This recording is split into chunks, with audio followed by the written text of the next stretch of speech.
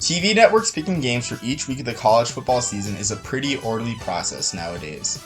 The first television selections for the first 3 weeks of the season are determined all the way back in late May, and networks pick games 12 days in advance each Saturday, with some picks coming 6 days in advance later on in the season. But sometimes chaos ensues, like during the pandemic when numerous networks had to switch games due to cancellations. While not a pandemic, one event forced NBC and CBS into such chaos they are forced to negotiate under the table to air games during the season, and I'm here to tell you about the unlikely bidding war for a Western Athletic Conference game. Before I start, I ask that you like and subscribe to the channel as it helps a lot. We got podcasts, interviews, and more. This story begins after week 2 of the 1982 NFL season when the players famously went on a strike that lasted 57 days. Unlike the 1987 season, the league did not employ scabs, or replacement players, but canceled games altogether. As a result, weeks 3 through 10 were canceled. This left CBS and NBC scrambling for replacement content on Sundays. NBC experimented with airing Canadian Football League games on September 26, October 3rd, and October 10th, which resulted in low ratings for the network. CBS, on the other hand, had other ideas. Unlike NBC, CBS was one of 2 networks that aired college football. CBS and ABC negotiated the network TV schedule while the NCAA had a cable TV deal with TBS. Remember this will be huge later on in the video. I have talked about this process in a few videos before, one of which you can watch if you click on the card in the right hand corner. CBS's idea was genius. They were going to air Division I college football instead of pro football on Sundays for the duration of the strike. However, there was just one problem. A paragraph of the NCAA agreement with ABC, CBS, and TBS, the NCAA's cable partner, required all 3 parties to be in agreement for Sunday telecasts.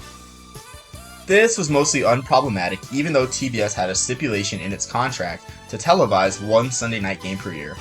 This was because TBS got the scraps of the NCAA TV deal, with restrictions preventing them from airing schools that appeared on national TV the prior year, starting games before 7 Eastern Time, and only allowing them to air 4 schools who appeared on a regional broadcast twice the year before. I know, that's a mouthful. This put a lot of brand names out of reach for TBS to televise, but the strike opened a door. TBS sent CBS desperation to air Division I football and gave CBS 5 demands. I'm not going to go into all 5 demands, but rather the only one that concerns this video. TBS asked CBS and ABC to relinquish rights to Nebraska vs. Hawaii and or Florida vs. Florida State on December 4th, a Saturday in which TBS had no game. Florida State seems like a no-brainer, but why did TBS want Nebraska Hawaii? Seems pretty random, right? Let's start with the headliner. Nebraska was a national power in the 1970s and 1980s and arguably the most consistent program in college football. I'll spare my Nebraska jokes. Nebraska went 9-3 and won the Big 8 in 1981 and had gone to 13 consecutive bowl games, a streak that would reach a record of 34 straight appearances. In the other corner, Hawaii actually brought a lot of intrigue to this matchup. Under legendary coach Dick Tomey, rest in peace, the Rainbow Warriors went 9-2 in 1981 and had a chance to win the WAC and a trip to San Diego for the Holiday Bowl, only to lose a close game to BYU. That 1981 BYU game was regionally televised on ABC, a first for Hawaii. Hawaii also received its first AP poll ranking in 1981, peaking at number 19. Interestingly enough, in 1978, Hawaii only trailed 7-5 midway through the 4th quarter against the eventual national champions, USC. This one had potential to be a competitive game, with Nebraska going all the way to the islands for this one. Could Hawaii pull off the upset they failed to in 1978? That's why CBS wanted this game. So, did CBS give in to TBS?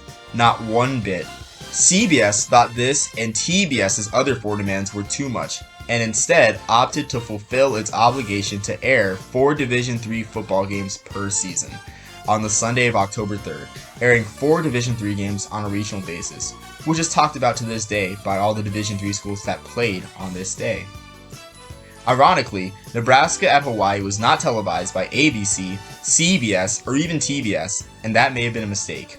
Lacking options, TBS instead aired the Division I playoff game between Idaho and Eastern Kentucky, while ABC aired Texas vs. Arkansas and CBS aired Army-Navy. Hawaii actually led Nebraska 10-0 at halftime and 16-7 after 3 quarters before Nebraska scored 30 unanswered fourth quarter points to win 37-16 and spoil another Hawaii upset bid. Nebraska would end the year 12-1 with an Orange Bowl victory, while Hawaii would end the season with a 6-5 record. Hawaii has always lacked the exposure that the blue bloods of college football receive, but for 1 week in 1982, they were the apple of the TV network's eyes. Like and subscribe for more content, and stay blessed and highly favored, everyone. Goodbye.